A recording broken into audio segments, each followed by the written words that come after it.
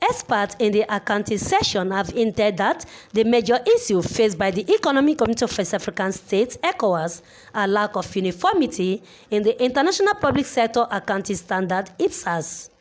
Deputy Director, Center for Entrepreneurship Studies, University of Abuja, Dr. James Adefiraye, stated during his presentation at the Joint Committee meeting on Public Accounts, Administration, Finance and Budget, Microeconomic Policies and Economic Research, Trade, Customs and Free Movement in Lome, Togo.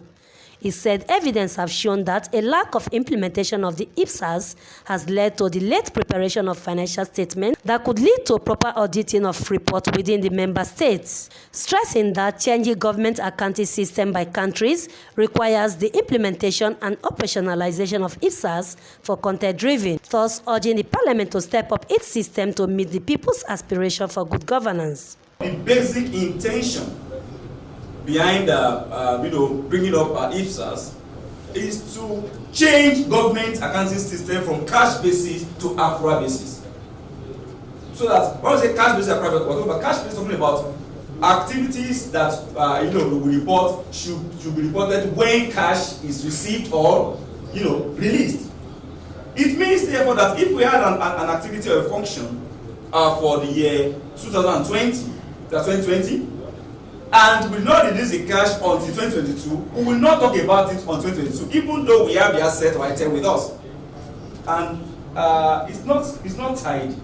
That is why IPSAS is saying, no, let's do it the way it is done in private sector to reasonable extent.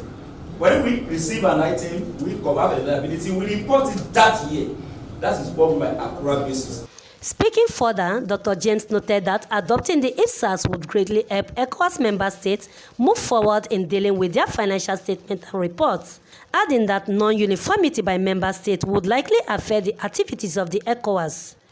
For instance, when ECOWAS report is strictly on IPSAS accrual basis, and the local communities have their own system of maybe handling or moving between cash and accrual, or do what looks like IPSAS. Now, when you send your report, the government of such state will have some difficulties in the matter accepting your report, because they are maybe in their state they're used to they're just using cash basis. You are now preparing a system on the accrual basis. Then it looks strange or so questionable to them. Take this a reality, however. The MPs, you people, this body should know that they have a lot to do. One, conscious efforts must be made towards assisting community institutions and organs in addressing the obstacles and other challenges that are militating against full adoption of IPSAS. Yes, we don't have control over any member state, that's the local activities. We don't have any right over them, but of course we can make effort to encourage them.